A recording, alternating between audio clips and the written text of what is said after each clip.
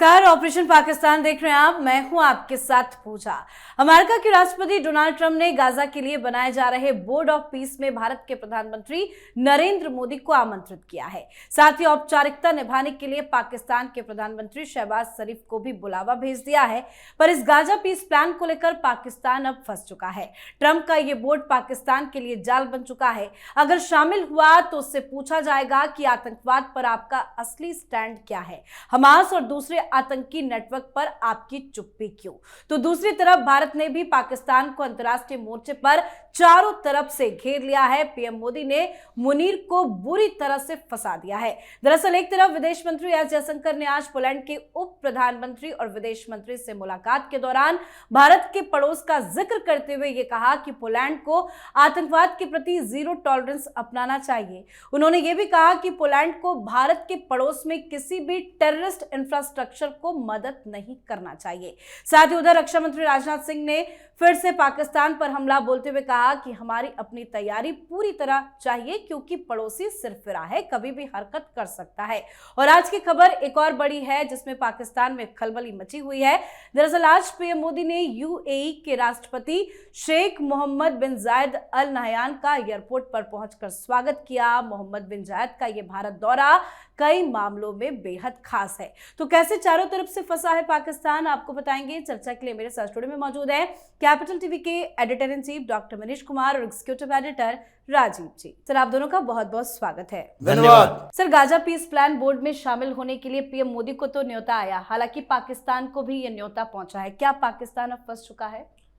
देखिए, एक ऐसा न्योता है जिसके बारे में पाकिस्तान की सरकार की तरफ से बच बच के जवाब दिया जा रहा है, क्योंकि ऑलरेडी वहाँ के जमाते इस्लामी पार्टी जो है उसने ये ऐलान कर दिया है कि इजराइल और अमेरिका के साथ अगर आपने कोई निगोशिएशन किया या फिर ये गाजा को जो बेचने और लूटने की जो साजिश डोनाल्ड ट्रंप ने रची है उसका अगर आप हिस्सा बनोगे तो ईंट से ईंट बजा दी जाएगी। सबसे पहले हम लोग पाकिस्तान के अंदर ये जो अमेरिकन दूतावास है, जो एम्बेसी है, उसके ऊपर हमला करेंगे, उसको बंद करवाएंगे। अब देखिए किधर आप जाल में फंस गए।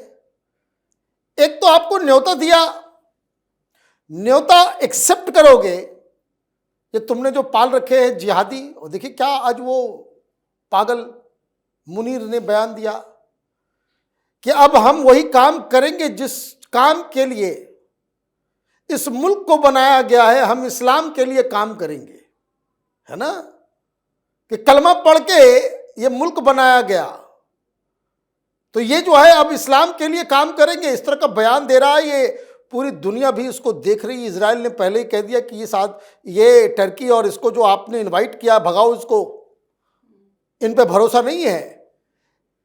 एक तो ऑब्जेक्शन उठ रहा है वहां, और दूसरा आपने जैसे ही इसे एक्सेप्ट किया, आप जैसे ही, वो नाम का सिर्फ है board of peace,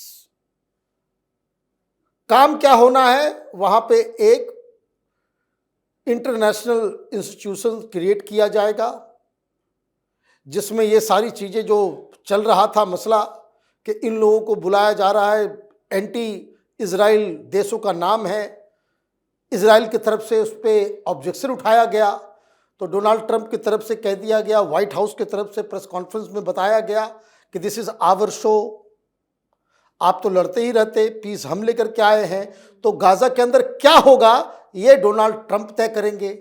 Donald Trump पहले ही बता दिए कि उसको इंटरनेशनल जो है एक टूरिस्ट स्टेशन बनाएंगे, पब खुलेगा, वहाँ पे डांस होगा, वहाँ पे सी बीच जो है, वहाँ ये इस्लामिक जो ये है वो ख़त्म किया जाएगा और हमास को वहाँ से भगाया जाएगा, ट्रंप टावर्स बनेंगे वहाँ पे। तो जो बोर्ड ऑफ पीस में लोग जाएंगे तो मुनीर की तो खाल उधेड़ी जाएगी पाकिस्तान के अंदर। पूछा जाएगा कि भाई यही काम करने के लिए अगर फिलिस्तीनियों को आप भगा, बोर्ड ऑफ पीस का मतलब में ये है कि आप उसमें शामिल हुए तो टेक्निकली आपने इजराइल को मान्यता दे दी। टू नेशन थ्योरी जो वहां पे जो है उसको आपने इजराइल को ऑफिशियली आपने स्वीकार कर लिया। बहुत बड़ी मुसीबत में मुनीर और पाकिस्तान की सरकार अब फंस गई। ट्रंप ने तो ये न्योता भेजकर पाकिस्तान को घेर लिया, लेकिन इस बोर्ड ऑफ पीस से पाकिस्तान रहेगा या बाहर निकल जाएगा? देखिए, रहना तो है ही, मजबूरी है इसकी, क्योंकि अगर इसमें शामिल होने के लिए रिजेक्ट करता है प्रस्ताव को तो ट्रंप के हत्थे चढ़ेगा। ट्रंप जिस तरीके से पाकिस्तान के प्रति नजरिया रख रहा है और बार बार पाकिस्तान से नेगोशिएशन करते हुए अरब के अंदर एक नई अवधारणा क्रिएट कर रहे हैं कि देखो भाई, पाकिस्तान तुम्हारे साथ है कि इजराइल के साथ है, अमेरिका के साथ है, ये पहले सोच लो। ये इस्लामिक नेटो बनाने में पाकिस्तान की क्या भूमिका होगी, इस्लामिक स्टेट्स के साथ पाकिस्तान के संबंध कैसे होंगे, ये निर्धारित होगा कुछ समय के बाद, जब ट्रंप पाकिस्तान को पूरी तरह अपने जाल में फंसा लेंगे। तो इसलिए इस प्रस्ताव में भारत को या रसिया को और साथ ही यूरोप के देशों को, इन सबको शामिल करने के लिए न्योता जो दिया गया, और जिसके बाद पाकिस्तान को ये लगने लगा कि उस पूरे पीस प्रोसेस में गाजा में जो भूमिका अगर भारत की होगी, अगर गाजा में भूमिका रूस की होगी या यूरोप के देशों की होगी, तो जितने देश इसमें शामिल हैं उसमें अमेरिका को छोड़कर मिडिल ईस्ट में भी हमारा कोई सहयोगी नहीं है। तो फिर ऐसे स्थिति में जब उस बोर्ड में हम शामिल होंगे पीस स्थापित करने के लिए, तो पाकिस्तान के ऊपर भी सवाल उठेगा, क्योंकि कुछ समय पहले ही इजराइल ने जो पाकिस्तानी आर्मी की वहां पर नो एंट्री का बोर्ड लगा दिया, उसके पीछे का रीजन तो यही था कि पाकिस्तान टेरर कैंप चलाता है, हमास के सहयोगी अगर पाकिस्तान रहेगा और वहां पर उसे भेज दिया जाएगा, उसके आर्मी को भेजा जाएगा, तो ऐसा न हो कि पाकिस्तान की आर्मी एक सेफ रास्ता दिखाया दे हमास के लिए, हिजबुल्लाह के लिए, और वो सब अपना अड्डा बदल ले, पाकिस्तान में नया ट्रेनिंग कैंप खुल जाए, और फिर जो तरीके डेवलप किए गए हैं कि हमास और हिजबुल्लाह को कम से कम उसके पूरे नेटवर्क का सफाया किया जाए, वो फिर योजना ही विफल हो जाए। इसलिए पाकिस्तान अंदर से और बाहर से, यानी कि अंतर्राष्ट्रीय मंच पर, और अंदर से यानी कि यहां पर जो बैठे हुए जिन लोगों को पाला था, और जो इस्लामिक मूवमेंट की बात अभी मुनीर कर रहा है, इसीलिए कर रहा है क्योंकि वहां से जितने कट्टरपंथी संगठन, आतंकी संगठन है, मुनीर के ऊपर सवाल उठा रहे हैं कि अगर तुम अमेरिका की गोद में जाते हो तो इसका मतलब है कि वो कभी ये कट्टर इस्लाम को स्वीकार नहीं करता, वो रिजिडिटी को स्वीकार नहीं करता, वो ओपन सोसाइटी चाहता है, फ्री एक्सेस यूरोप अमेरिका का पाकिस्तान में चाहता है। और ऐसी स्थिति में तो ये लोग बर्दाश्त नहीं करेगा जो शरिया कानून के लिए लड़ रहा है। तभी मुनीर इस बीच में ऐसा फंसा हुआ है कि अंदर से भी परेशान और बाहरी देशों से भी परेशान। बिल्कुल। और सर, आज जो 3-4 डेवलपमेंट हुई है, जो खबरें सामने आई, जो मैंने शुरुआत में अपने व्यूवर्स को भी बताया कि एक तरफ पीएम मोदी प्रोटोकॉल तोड़कर यूएई के राष्ट्रपति से मुलाकात करने के लिए चले जाते हैं, उनका वार्म वेलकम किया जाता है। पोलैंड के उप प्रधानमंत्री से जयशंकर की मुलाकात, इधर रक्षा मंत्री भी कह रहे हैं कि पड़ोसी जो है वो सिरफिरा है। सारी चीजों को जोड़कर देखें तो क्या भारत एक बार फिर से पाकिस्तान के खिलाफ एक कोई बड़ी रणनीति बना रहा है, उसमें तेजी आई है क्या? देखिए, पाकिस्तान में अभी सारे मीडिया वाले एक ही चीज डिस्कस कर रहे हैं, और वो डिस्कस कर रहे हैं कि राफेल का 114 राफेल हिंदुस्तान लेकर के आ रहा है, अब क्या करें, अब क्या करें, हमारे पास न पैसे हैं, और जो पैसा जो कर्ज मिल रहा है वो लिख करके दे रहा है कि इससे हथियार नहीं खरीद सकते, इसे जो डिफेंस में खर्च नहीं कर सकते। IMF, ये भिखारी मुल्क अब तो बुरी तरीके से फंसा हुआ है। और जयशंकर साहब इज वेरी क्लियर।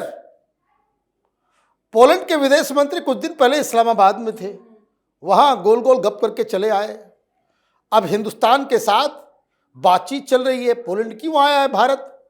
भारत इसलिए आया है क्योंकि एक एक करके हम यूरोप के अंदर FTA साइन कर रहे हैं।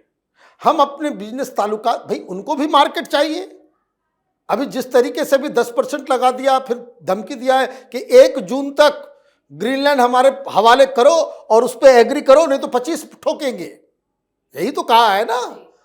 तो ऐसी स्थिति में सब लोगों को ये जो पूरे ग्लोबल ट्रेड जो है वो हिलडुल रहा है, तो सारे लोग मार्केट ढूंढ रहे हैं अपने सामान के लिए, हम भी ढूंढ रहे हैं।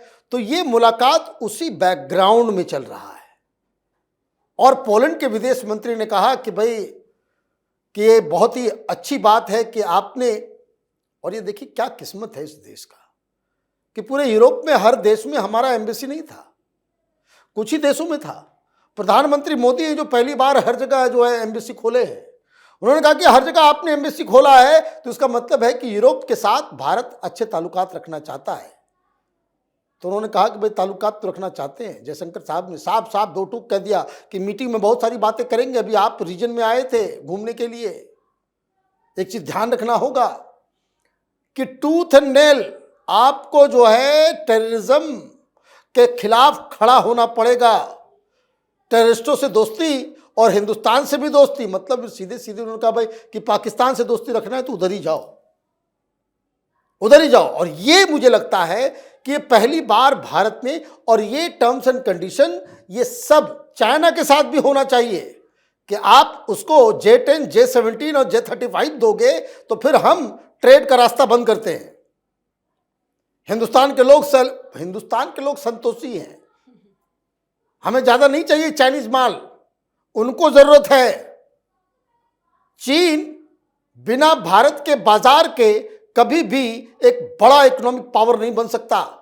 दुनिया में कोई भी देश, हिंदुस्तान का मिडिल क्लास इतना बड़ा है, अगर आप हिंदुस्तान के बाजार को मिस करोगे, और मुझे लगता है कि जो पोलैंड को बात कही गई है, ये बात दुनिया के हर देश को कहना चाहिए कि अगर आप हथियार दोगे, ये टेररिस्टों को पालोगे, इन सांपों को दूध पिलाओगे, तो फिर हिंदुस्तान के साथ आपके रिश्ते अच्छे नहीं होने वाले हैं। ये कड़क संदेश जो है आज भारत ने दिया है। बिल्कुल, तो भारत ने पाकिस्तान को कैसे अंतर्राष्ट्रीय मोर्चे पर घेर लिया है? देखिए, अभी पाकिस्तान की स्थिति और खासकर भारत की स्थिति, ये दोनों में कितना डिफरेंसेस है। अभी पूरी दुनिया कहीं न कहीं रीजनल कॉन्फ्लिक्ट में फंसी हुई है। रूस यूक्रेन वार से पूर्वी यूरोप के देश और रूस के साथ कॉन्फ्लिक्ट चल रहा है, जिसमें अमेरिका की भी भूमिका और फिर ईयू की भी भूमिका रही। लेकिन इस बीच अमेरिका ने शिफ्ट कर दिया टारगेट ग्रीनलैंड को लेकर।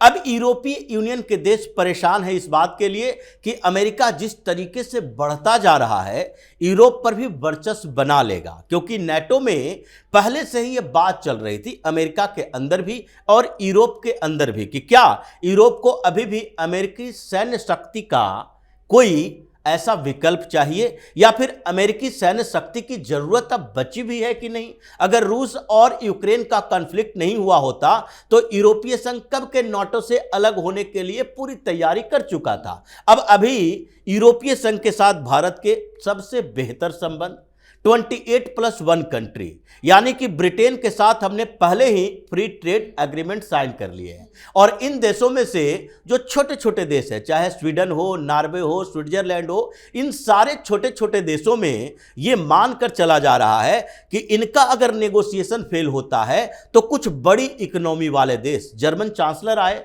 उन्होंने भी यही बात कही कि देखिए, अगर ईयू के साथ फाइनल होता है तब तो ठीक है, अगर नहीं होता तो भारत और जर्मनी फ्री ट्रेड एग्रीमेंट करेगा, भारत और फ्रांस फ्री ट्रेड एग्रीमेंट करेगा। ये सारे यूरोप के बड़े देश अपने तरीके से सोच रहे हैं, इटली भी यही सोच रहा है। तो इसलिए इन्हीं बातों को लेकर कि ईयू के साथ लंबे समय तक ऐसे ही नेगोशिएशन चलता रहा था, तो ये ब्रिटेन ने पहले ही एफटीए साइन कर लिया। अब उसी तरीके की स्थिति मिडिल ईस्ट में है।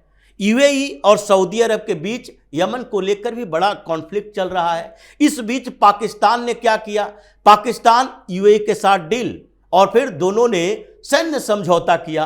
तुर्की भी उसके साथ मिलने की कोशिश। यूएई के साथ कॉन्फ्लिक्ट बढ़ रहा है तो यूएई भारत के साथ बेहतर संबंध बना रहा है। प्रधानमंत्री मोदी ने एक बार इनवाइट किया, 2 घंटे ही सही समय निकालकर यूएई का प्रेसिडेंट भारत आए और दोनों के बीच क्या डील हुई है ये तो धीरे धीरे बाद में पता चलेगा।